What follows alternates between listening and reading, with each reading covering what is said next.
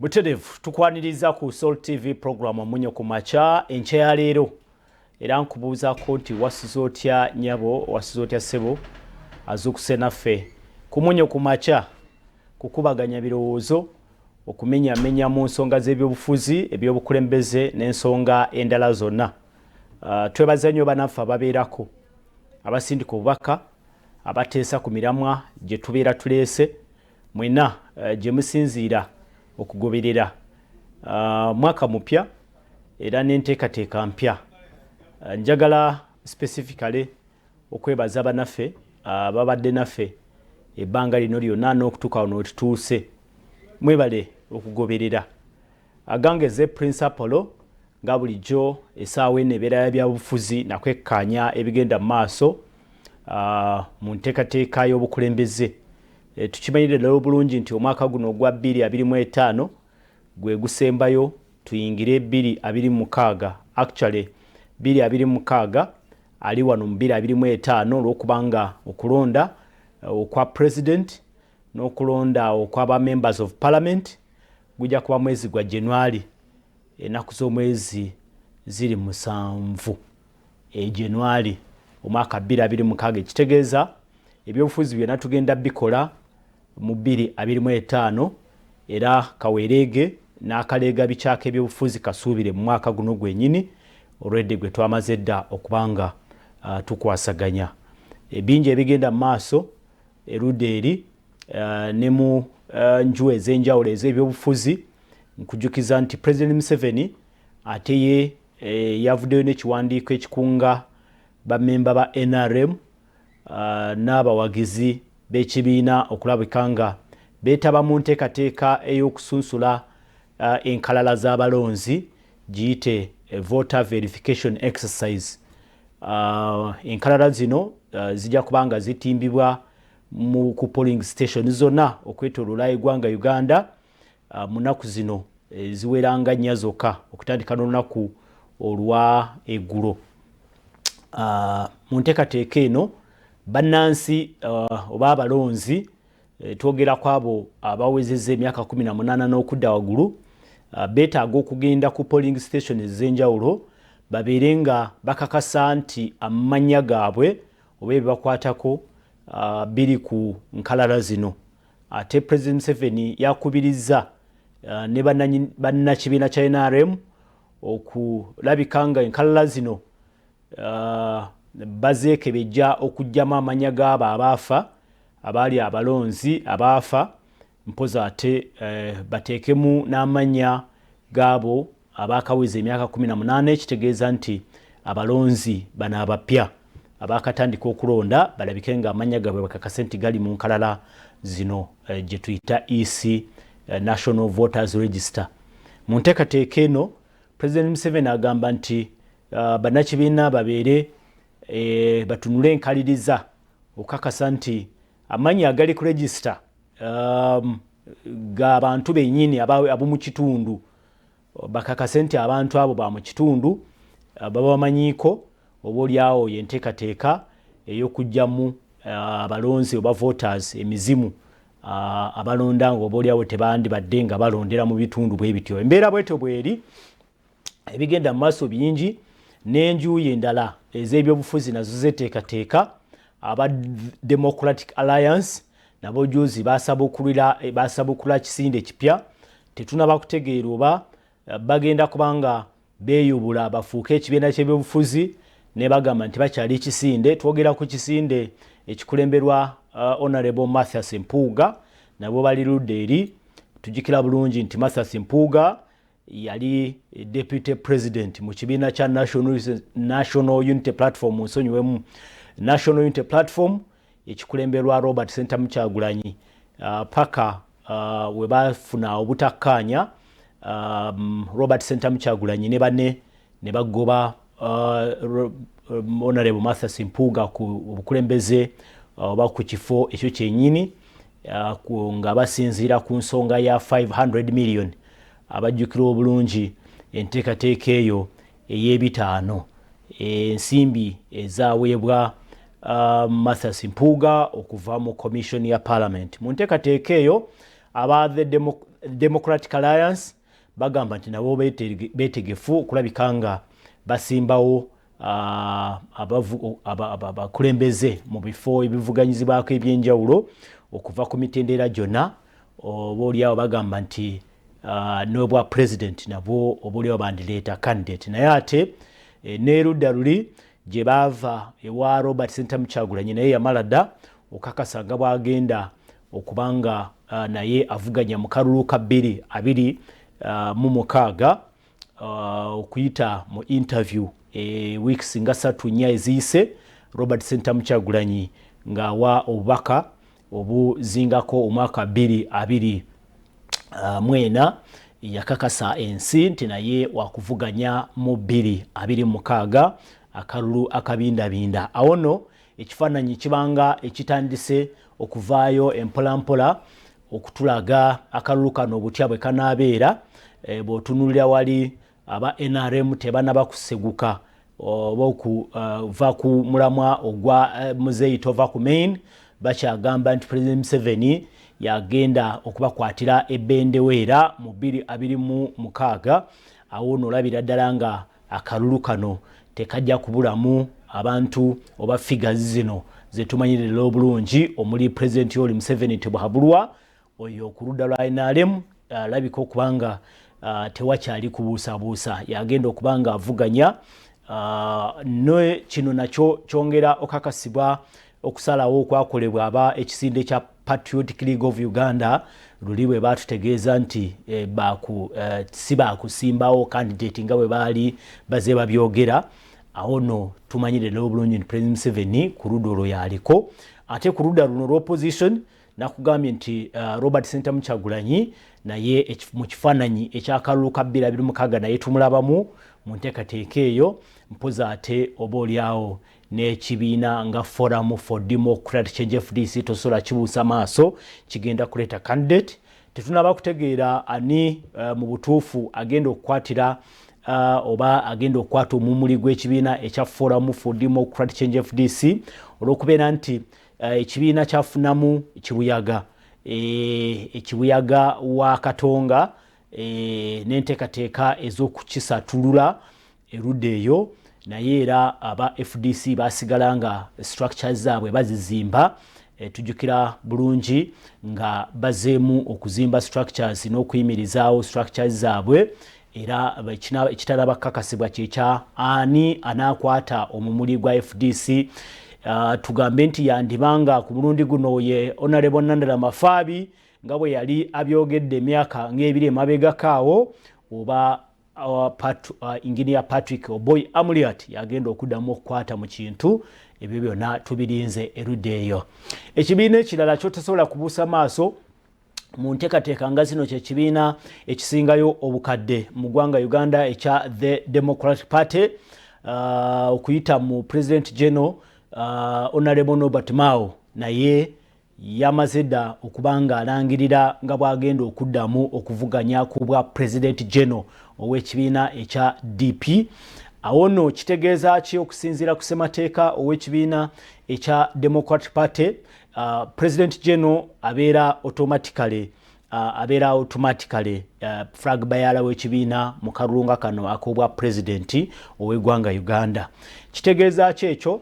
Kitegeeza nti oboolyawo tugenda kulaba Norbert Mao naye ng'akomyewo okwesimbawo ku bwa President ku kadi ya Democratic Party, olw'okubeera nti Democratic Party kizibu nnyo olwaleero okubanga bateekateeka akalulu ng'akateekateeka anyway byebiwayi n'ebiwayi nabyo mwe biri mu kibiina kya Democratic Party. Tumanyidde obulungi nti waliyo ekiwayi ekirimu abasajja nga Honorable Lulume Bayiga, abasajja nga Engineer ow'ebukoto Engineer Sebamala Richard.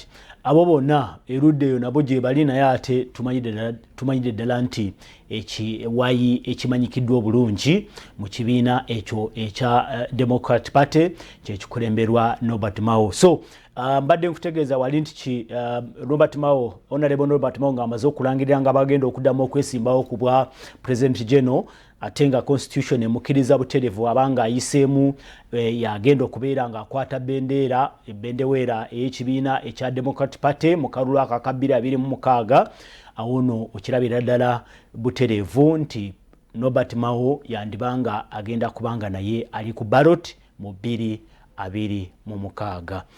Erudde eri mu kibiina ekya Uganda People's Congress balinga abasirise mukaawo naye tukimayidde ddala obulungi nti ekibiina ekyo kiri mu ngalo obuterevu eza Honorable Jimmy Akena ono mutabani oba mutabani wa eyali founder president wa Uganda People's Congress omugenzi era yali president wa Uganda Dr. Apollo Milton Obote.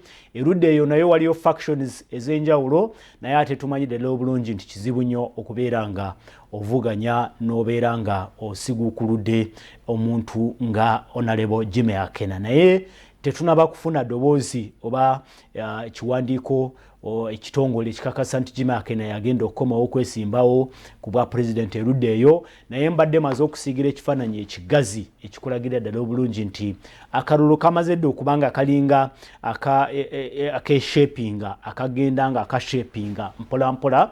Erudda wali mu NRM towulirayo avaayo okuvuganya oba eyavuddeyo okulaga nti agenda kuvuganya President Museveni ne bw'anaabeerayo. Tukimanyidde ddala obulungi kizibu nnyo okubanga osiguukulula President Museveni. Erudde eyo mu NRM nga ebigambo bitandise ebya okwesimbawo mu 2026 naye ate ne mu ludda luno l'opposition Robert Ssentamu Kyagulanyi tetunabakulirayo agamba nti ndi mwetegefu okulemesa Robert Ssentamu Kyagulanyi okwesimbawo. Erudde eri mu DP tetunabakuwulirayo mbeera bwetyo ndala oba eraga nti waliwo asobola okusiguukulira Norbert Mao. Ekifaananyi kiri kitya nkugambye tulaba President Museveni obaoliawo ku ballot mu 2026, tulaba Robert Ssentamu Kyagulanyi ku ballot mu 2026, tulaba Norbert Mao obaoliawo ku ballot mu 2026. Tugenda n'okulaba n'abantu abalala bangi. Akalulu akaze kakubibwa oba kategekebwa mu ggwanga Uganda tukalabye nga kaweza presidential candidates abatali 567 abasoba mu 9 nga bebesimbawo mu kalulu okuvuganya ku bwa president. Weewaawo wandirabanga era abakomyewo okwesimbawo ne ku mulundi guno nga basoba mu 10 mu nteekateeka yennyini. Enteekateeka bwetyo bwe erimaze okuwa ekifaananyi ekitonotono ekiraga akalube kanaabeera, naye nja kubanga nkutegeeza nti naawe osobola okutuwa endowoozayo gy'osinziireyo okulaba n'okuwuliriza tukubaganye ebirowoozo mpolampola nga tutunuulidde ebyobufuzi butya bwe biri. Kwata essimu yo, kwata genda ku mukutu esindika obubaka gw'olaba ki mu kalulu ako akabindabinda, olaba ki mu nteekateeka y'akalulu, olaba otya enteekateeka nga bwe zitambula nga enaku zigenda zikongokako lumu ku lumu nga tusemberera 2026 we tugenda okubanga buli omu agenda okulonda abakulembeze abagenda okumutwala emyaka 5 egiddako mu kisanja 2026 2031. Tugenda kulonda president nga bulijjo, tugenda kulonda members of parliament, tugenda kulonda abakulembera zi districts ez'enjawulo, twongera ku LC5 chairpersons n'olukiiko lwonna oba enkiiko zonna ezikulembera district. Tugenda kulonda abakulembeze ku mutendera ogwazi sub counties, mpoza ate tujja kubanga tulonda n'abakulembeze abaddakaawo gamba enkiiko za special interest groups. Special interest groups twogera ku abantu abaliko obulemu, abo nabo bagwa mu special interest groups. Twogera ku bakulembeze b'abakozi, abakulembeze b'abakozi babeera baviira ddala eri mu parliament nga abakiikirira abakozi mu parliament. Tulonda enkiiko eza special interest groups mwe muli n'abavubuka, nabo enkiiko z'abavubuka ku levels zonna okuva ku national ogenda ddala paka ku kyalo oba ku miruka, tujja kuba tulonda abakulembeze ku levels ezo zonna. So akalulu keeko akabindabinda tukuba toki mu nteekateeka nga bwe zijja zitambula mpolampola, naye ate n'embeera eya okutandika okwesojja n'okwekuba enkokola kwe tutandise okulaba nako ate ebimu ku ebyo ebitandise oba ebireeseemu ebbugumu ku mulundi guno. Twalabyekaawo General Muhoozi Kainerugaba ng'avaayo fulumya obubaka obuliawo obutabudde enjuyi ez'ebyobufuzi ez'enjawulo. Obubaka waliwo producer wange bwe twandyagadde tulageko bannayuganda bulwanike ku screen awo. General Muhoozi Kainerugaba ng'alina ebigambo byayolekeza akulembera National Unity Platform Robert Ssentamu Kyagulanyi ng'agamba nti actually yali nteekateeka yaabwe ba generals mu gavumenti ya NRM. Ye ne ba generals twogera ku General Muhoozi Kainerugaba be baatuula era ne baperereza President Yoweri Museveni nti baleete Bobi Wine. Bobi Wine bamuleeta batya? Okusinziira ku General Muhoozi Kainerugaba agamba nti ekiseera bwe kyali kisembera ekyakalulu ka 2021 ba generals baatuula ne bakkaanya nti Besigye ateekwa kubanga ku mulundi guno ava ku stage. Besigye oboolyawo yali abafuukidde ekyambika erudde eyo ne bagamba nti weewaawo akaseera katuuse bafuneyo omuntu omulala. Ne bakkaanya bo nga bajeno ne bagamba President Museveni nti Bobi Wine wuno waali era mbu ne bamuteekamu ne ssente ne bamuleeta ku scene. Mu mbeera eyo ebigambo ebyo tetusobola bikakasa, asobola bikakasa era yekabyogera yennyini naye yamaze dde okyogera naye ate tetunaba kuwulira ludda luli kyerugamba ku nteekateeka eyo. Naye ekituufu kiri nti General Muhoozi Kainerugaba yagambye nga bajeno mu gavumenti nga bwe bateekamu Robert Ssentamu Kyagulanyi ssente asobole okuba nga akuba Besigye amugye ku scene. Oboolyawo bye tulaba olwaleero ekigambo kati ekyagulanyi mu opposition. Dr. Kizza Besigye wetwogerera kati ali mukomera, musajja wattu ali mukomera ku misango egitali mitono, tetumanyi gye binagwera naye ebyo bya kooti. Mbadde nsabye producer baba akafunya ajja katuwa naye ebigambo ebyo nabyo byongedde okutabulatabula oludda olwa opposition. Abamu nga balowooza nti oboolyawo kuno kuba simanyi bwe isobola kyogera naye kuwudiisa buwudiisa kijja kitya nga leading opposition ate nga yateekebwa abali mu gavumenti. Naye era General Muhoozi Kainerugaba addamu okukikaatiriza nti omusajja bwe yamala ate n'abeefuulira era agamba nti nga tanabakomyawo ssente zibamuwa bandibanga abamu tebajja mumusonyiwa. Mukaku Lubega Samuel mukakalukanyi w'ebyobufuzi erudda wali mu Democratic Alliance yamaze dde okubanga atuula mu studios tusobole okubanga tutandikirawo okubaganya ebirowoozo. Nja kumusaba akubuuzeeko nga tweteekerateekera okuwanyisiganya ebirowoozo ku nteekateeka nga zino eza 2026. Nsanyuse nnyo Mwami Lubega, weebale kukeera. Sebulange mukulu Apollo, weebale buli kaseera okutunoonyaayo n'otuleeta ate mu mukwano omuyitirivu n'okwagala ogatta eggwanga.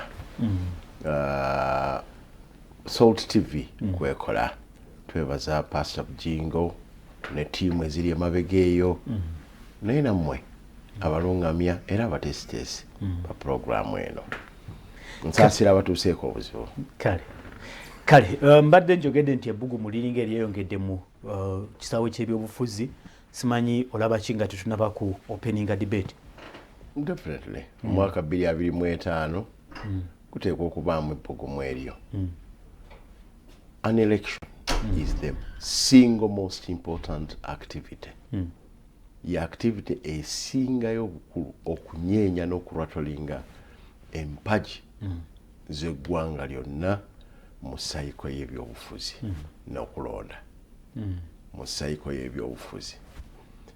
Eri abantu baganda kati tukole emirimu mbeera ya bulijjo naye era okimanyi nti era babeera bategeeza nti akalulu nga katuuse embeera tejja kuba ya bulijjo lwaki okwesunga oba essuubi ly'abantu lyeyongera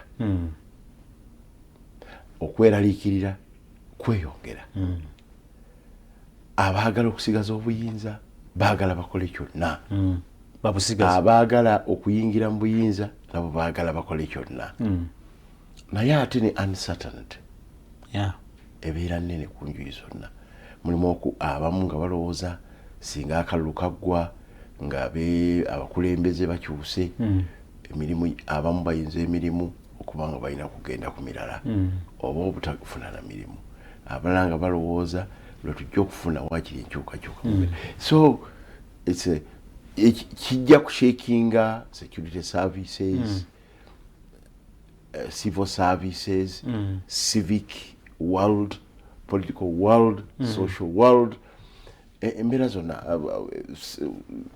services ezigenda eri eggwanga nazo zisuubira okufuna major shake-ups naye nno ate nga kumpi kino kiba kikwata ku buli muntu saabooka abagenda okusuula akalulu naye ne bebi ali mu lubuto mu Uganda embeera si ya bulijjo tulina omukulembeze abadde mu buyinza emyaka kati kigenda mu 39 ate ekyo kyongera even okukola embeera ng'eri waasi ekyo njagala okubuuza gwolaba nga ekyo kishepinze kitya ebyobufuzi kuba mwe mutambula eyo mu bantu muwuliriza amaloboozi wansi ku ground mulaba nga ekiri mu bantu kyeki oyogedde ku anxiety noyogera ku uncertainty kiki ekiri mu bantu nga emyaka 39 buli wabaawo obukulembeze obuludde ne bwe ziba ng'ogenza Amerika wange olina omukulembeze yakamalako ebisanja 2 3 4 ate olwa anxiety the potential the propensity egamba nti eggwanga liyinza okufuna bomu eba nnene lwaki nti wabaawo azze wabeerawo okunyigiriza expectations n'okugezaako okubikkirira ku anxieties ezijja naturally nga bwe nkugambye kati buli wekibeerawo ekyo ate nga kimaze ebbanga ggwanvu potential y'obweraliikirivu potential ya anxiety potential ya depression stress zeeyongera potential ya expectation nayo yeeyongera ebibiri bwe biclashinga naye ate waliwo abalala abagamba nti emyaka gino gireese stability gireese some level of development abamu balowooza nti stability eno esobola okuleetera abantu okukakana mu mitima ne bagamba nti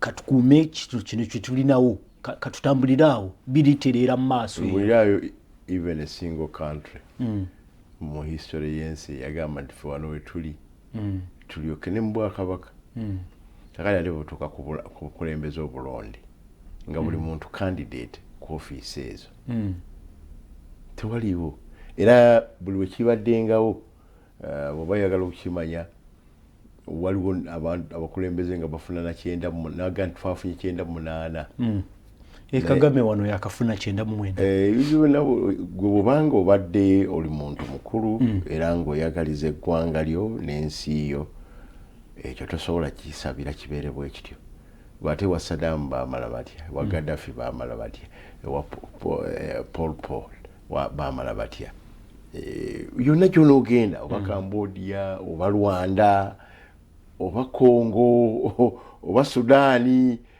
bino nate ffe bitwetoolodde nnyo bwetunula ekyali e Rwanda n'ennyanja yaffe kumpi yafuuka musaayi emirambo twajakulukuta abantu bava ne ku byennyanja sigamba nti Habyarimana yasinga okuwangaala nange mbadde njala kugamba nti Habyarimana si yawangaala ate kaali kasi katono naye ate Congo kati Congo gye twogerako olw'ebizibu bya Mobutu n'ebyaddirira Mobutu yalwako it is on statistically nga UN approved about 16 million people have died.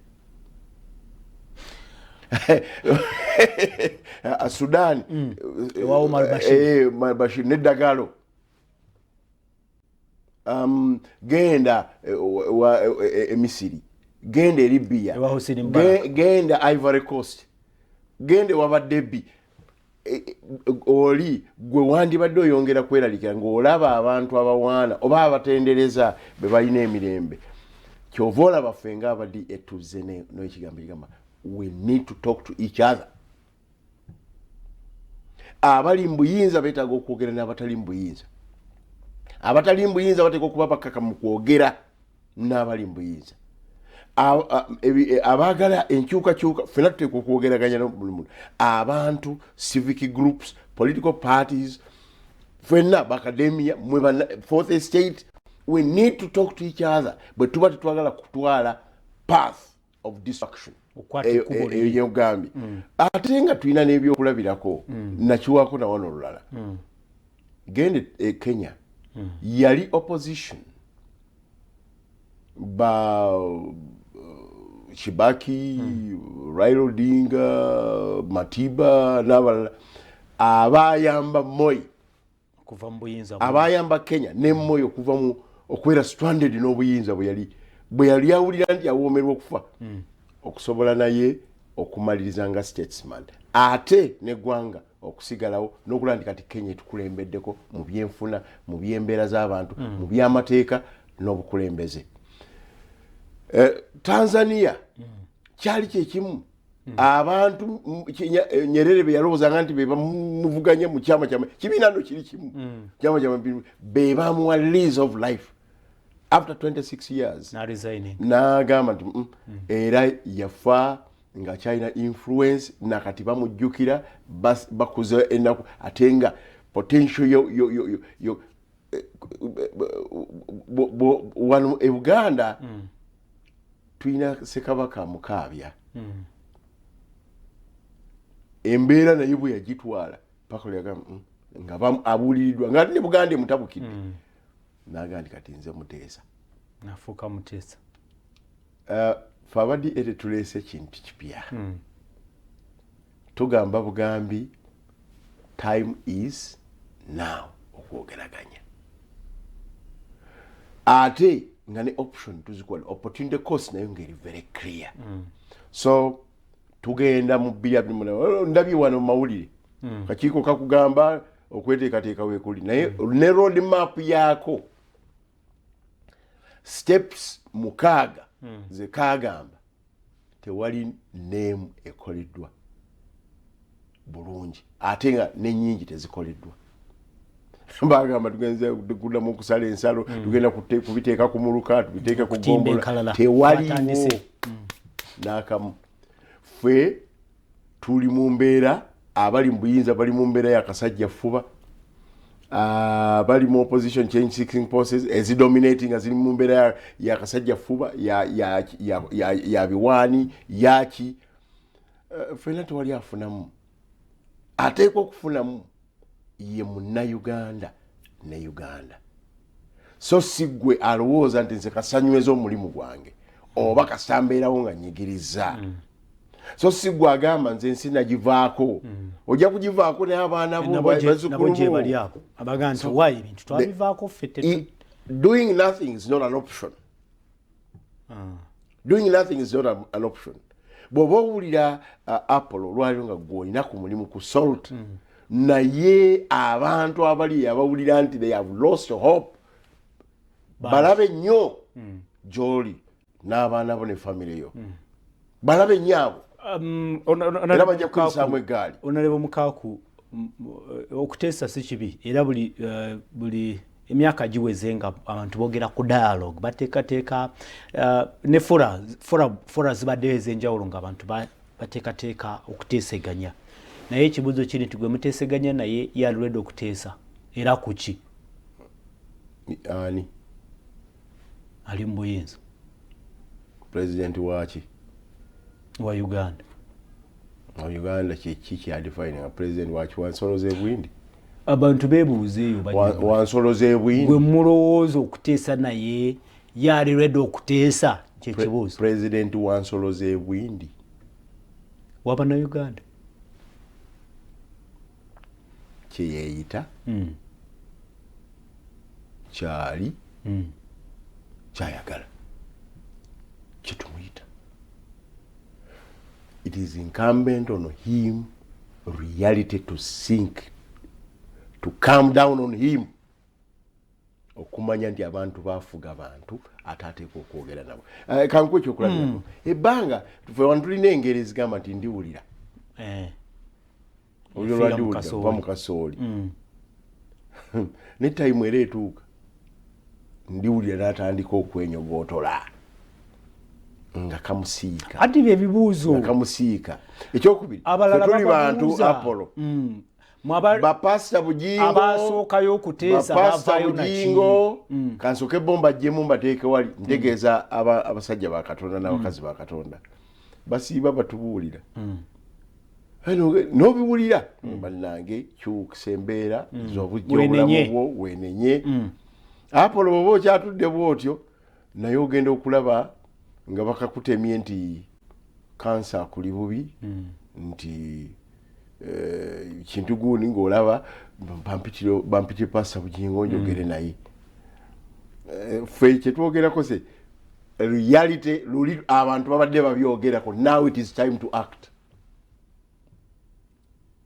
Kibuuzo eri oyo wa gavumenti okuteesa naye bavuddeyo naki yenjawulo gwe towulirawo enjawulo wakati wa mukaako kyenjogera owaddi empuuga kyayogera n'abalala tolabawo enjawulo. And we are actively tuwandiikidde kati buli mu abantu bangi ne bobadde tolowooza nti bakulu bonna tubawandiikidde kubanga ffe n'eggwanga lino lyaffe.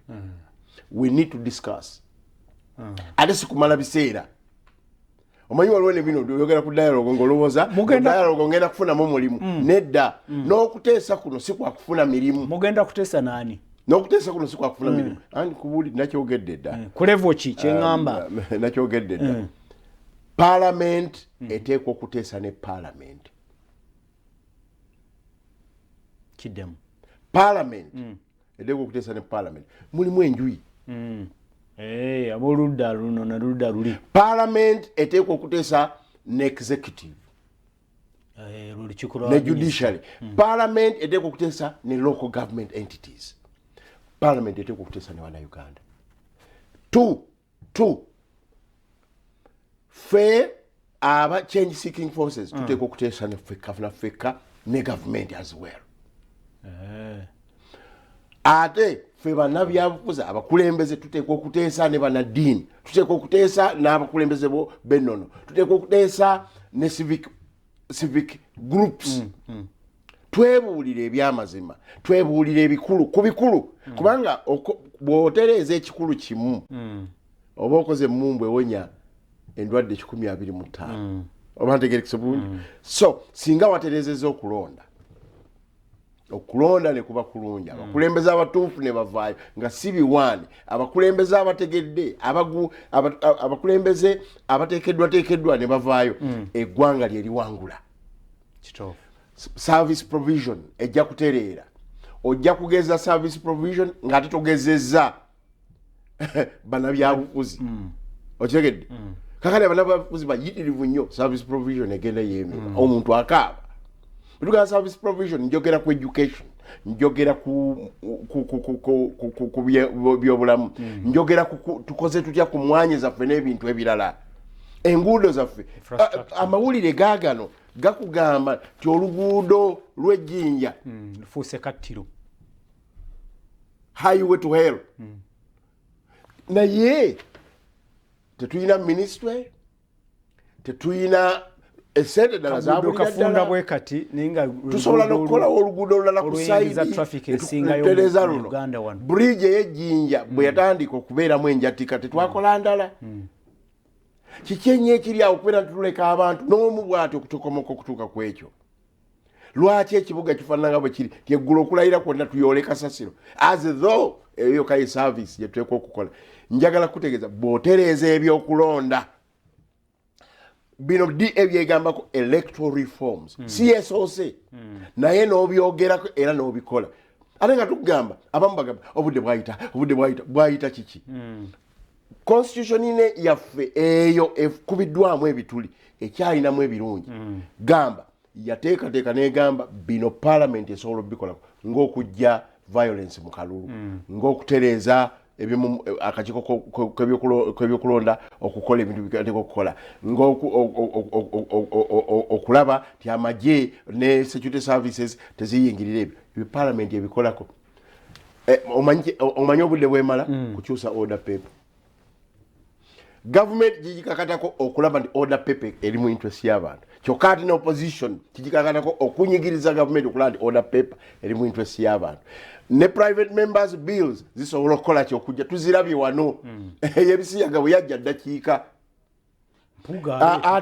Ate bw'oba okyali ku ekyo parliament esobola bulungi nnyo okukwatagana ne local government councils. Teziddukangako mu Uganda nti bazitwala China tezinnadda. Nti bizasenguka ziri Congo mbibira bazisibirayo olutalo. Zonna weeziri wano. Basentebe ne council ne baspeaker weebali kukyusa order paper yazo ne zimanya tulina okukwatagana ne parliament ne zikola ku ebyo bye zirina okukyusa. Ekiti ekirala kya referendum.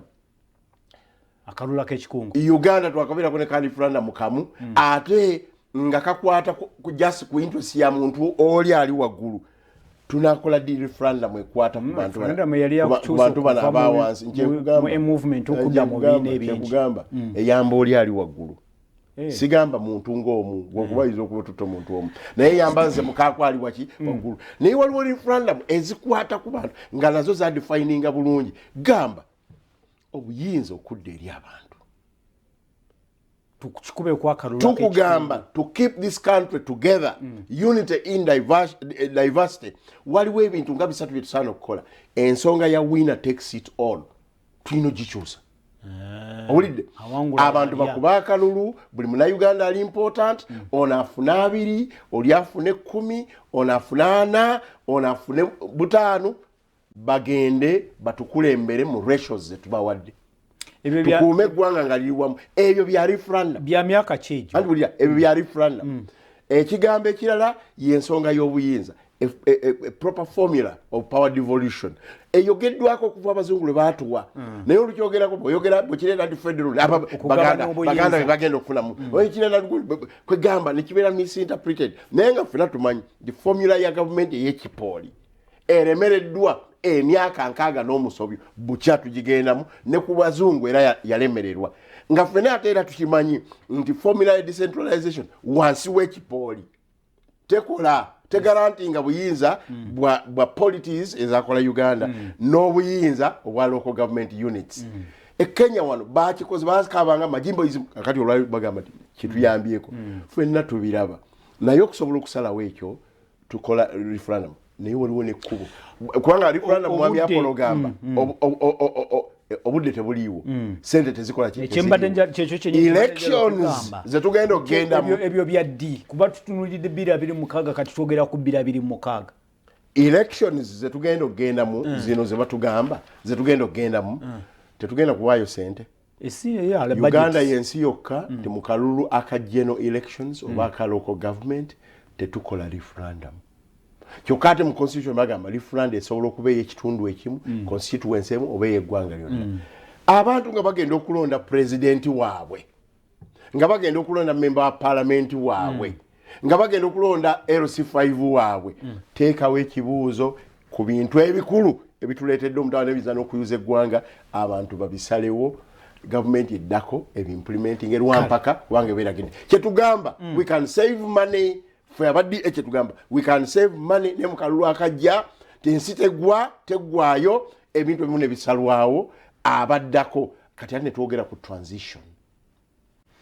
Kale Sol TV program omunyo ku makya Samuel Walter Mukakulubega gwe tuli naye mu studios nulidde enteekateeka z'ebyobufuzi nga bwe ziri mu kiseera kino kyennyini na bingi ebigenda maaso olwaleero. Producer mpa message eyo nga Jeno Muhozikene Rugaba bwe yagifulumya. Mukakulubega ogiraba bulungi Mukaku? Oluzungu walusoma? Ddala kyamazima nze ne bajjeno bannange tuli bamativu nti muzeeyi oba taata wange kubanga oli ekitaawe. We convinced. Tuli bamativu era twematiza nti muzeeyi ne taata wange yeeyambisa kyekigambo saagala nnyo kisoma naye yambisa Bobi Wine okugyawo Besigye okubeera kingpin wa opposition. Ate nga tukimanyi bulungi oluvannyuma lwa byonna ebyo byonna twateesa ne tuwagira okuwa ssente eziwera era ekyo twakiwangula naye ekyomukisa omubi ate atandise kutukola ki kutuvuma nga Buganda fe abaamuyamba ate atandise kukola ki kutuvuma. Kale tukomewo mu studios. Mukakulubega message ogirabye era ogisomye. Jeno Muhoozi Rugaba ebigambo bye olabamu amazima olabamu obutuufu nti bajeno be baleeta Bobi Wine alwanyise Besigye? Obuvunaanyizibwa bugenda eri abo aboogedde n'aboogeddwako mu message. Aboogedde tujja kwongera okubasaba bo bennyini okubayo kubanga ekyomukisa omulungi ku luno tekiri wa muntu omu. Bajeno ate ne bajeno bakyaliwo simanyiwo yafa mpozi eri tumwini. Naye bajeno abayogeddwako Basale Bakayihura n'abalala we bali.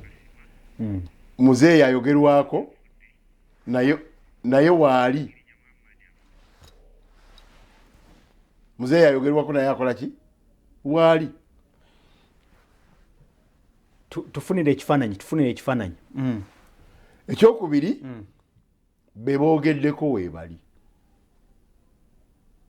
Be boogeddeko bakola ki nabo so be bavaayo baveeyo basobole okubanga banyonyola bulungi bongere okulambulula banyonyole kubanga ebyayogeddwa mu message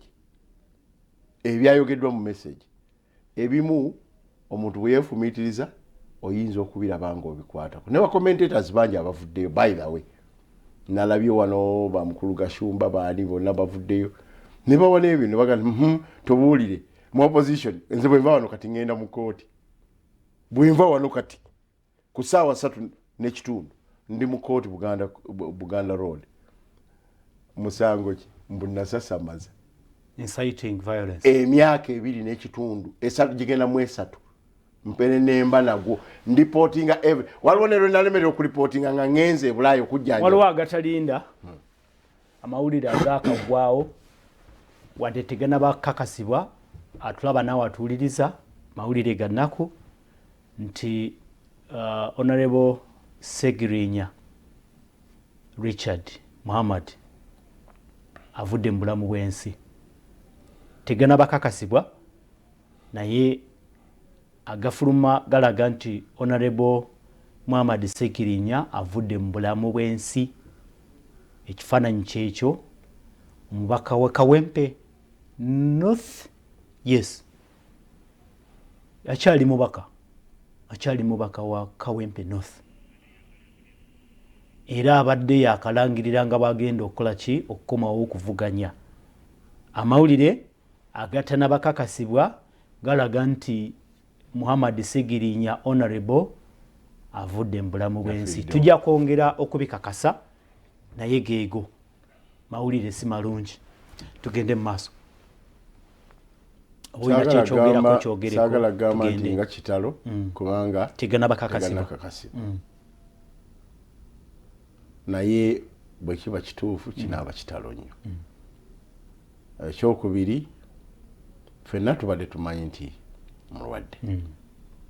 Ffenna tubadde tumanyi nti ali critically ill. Ate ffenna tumanyi nti embeera eyo yamutuukako bwe yatwalibwa mu kkomera n'atafuna bujjanjabi mu time. Ate ng'era n'ekkomera lyamukosa. Embeera eziri mu makomero era byebyo byenkugamba the unresolved buli kaseera nitubeera mu mbeera eyo. Luli twalina detention without a trial. Tulina kwegamba tuteekwa okubyogerako. Don't lose a member of parliament nokita kya bulijjo. Naye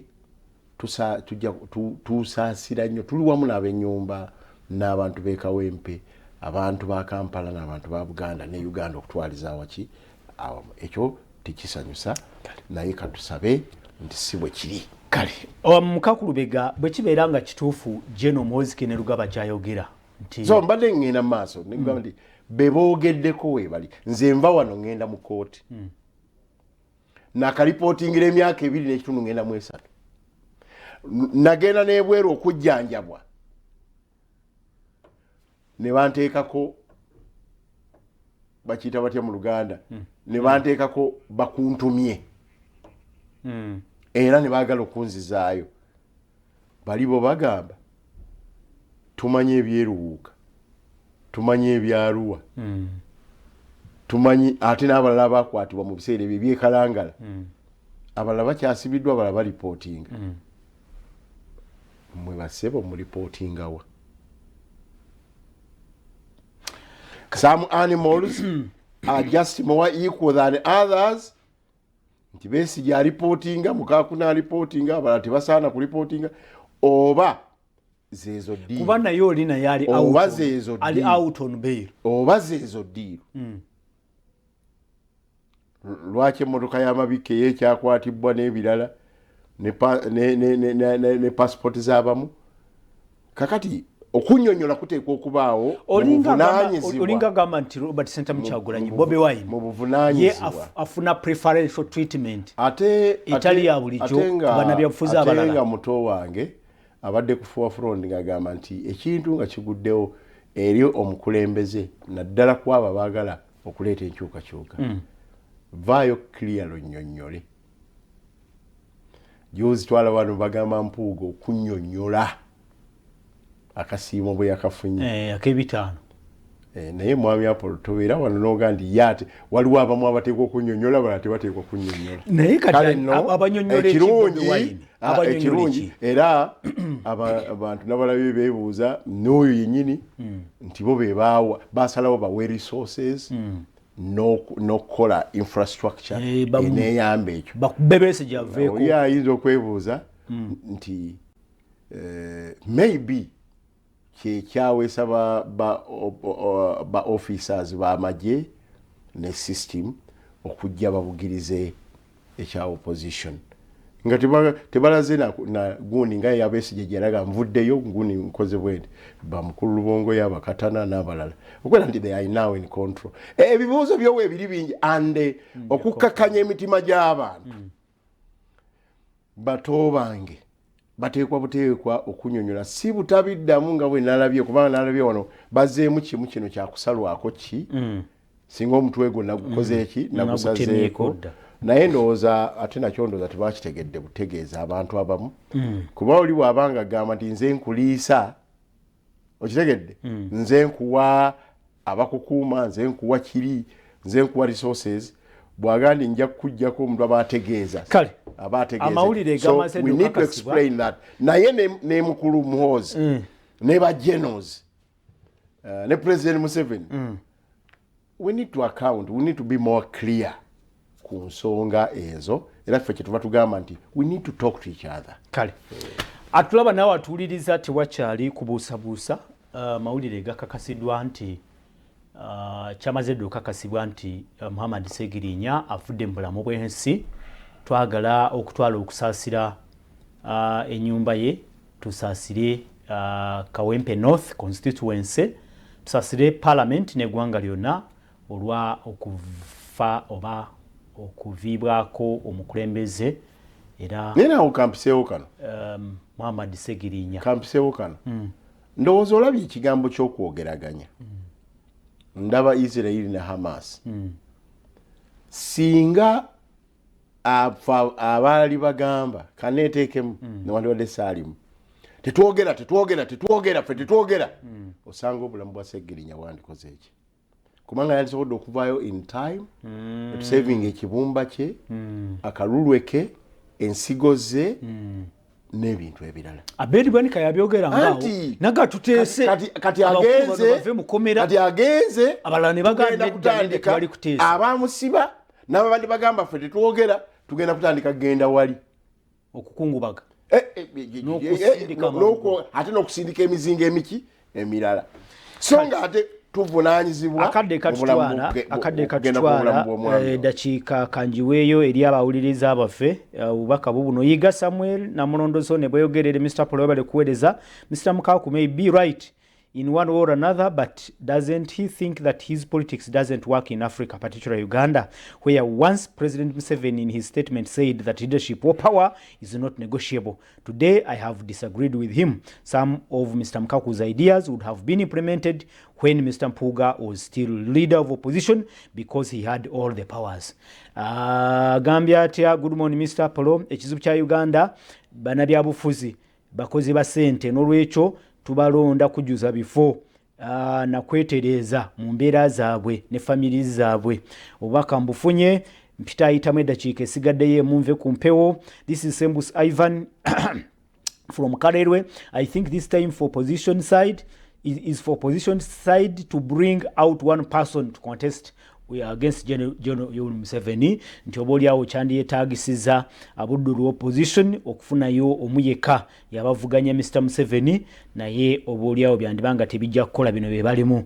Apolo webali nnyo sebo kuliko omwaka agamba nti 2026 general elections in Uganda I expect to bring significant changes with various candidates emerging to challenge the incumbent leaders. This shift is likely to leave Ugandan voters with a sense of uncertainty and excitement. Several factors are contributing to the wave of change, include growing demand for accountability, the rise of new candidates, and changing voter attitudes. Ono Emanso ya MK Mubereza Piru Gomba district. Tuyanze nyo tuyanzege timu Muchimbiri nawe ubaka mulabye buwanvu wano Innocent Kigezi Madugomba ubaka bwebo akadde kantwala ekigambo kimu Mukakulubega tuve ku mpewo ebigambo bya Segirinya omugenzi kati bitukubye nnyo banange munatusonyiwa tusaside nnyo ab'ennyumba ye. Mwami Apollo nga maliriza asiika obulamu tassa mukono.